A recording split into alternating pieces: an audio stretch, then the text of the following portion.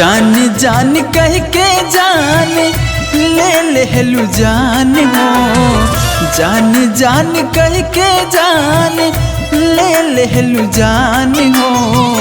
काल तू बान जइबू हमसे आन जान हो, काल तू बान जइबू हमसे आन जान हो। जिंदगी के हमरा तू रहलू शान हो, जिंदगी के हमरा तू ही रहलू शान हो। काल तू बान जइबू हमसे आन जान हो, काल तू बान जइबू हमसे आन जान हो।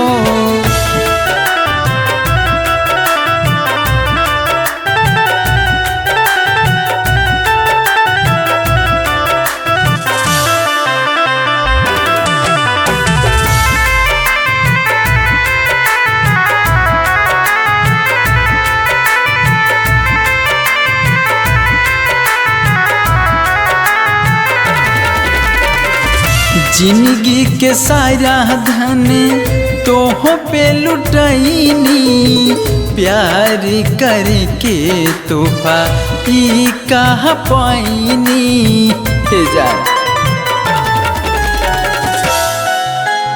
हाँ हाँ हाँ, जिंदगी के सारा धन तोह पे लुटैनी, प्यार करके तोहफा ई कहा पाइनी। दिल या दिमाग से तोहर हटत नइखे ध्यान हो, दिल या दिमाग से तोहर हटत नइखे ध्यान हो। काल तू बान जइबू हमसे आन जान हो, काल तू बान जइबू हमसे आन जान हो।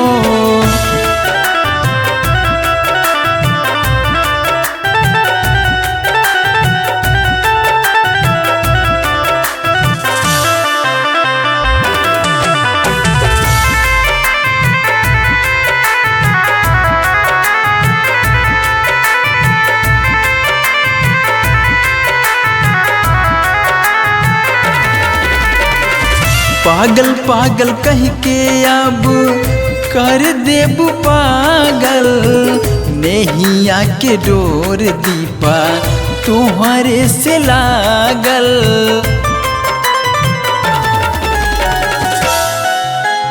हाँ हाँ, पागल पागल कह के अब कर देबू पागल, नैया के डोर संदीप तोहरे से लागल। दुनिया जमाना से करती रही खूब बखान हो, दुनिया जमाना से करती रही खूब बखान हो।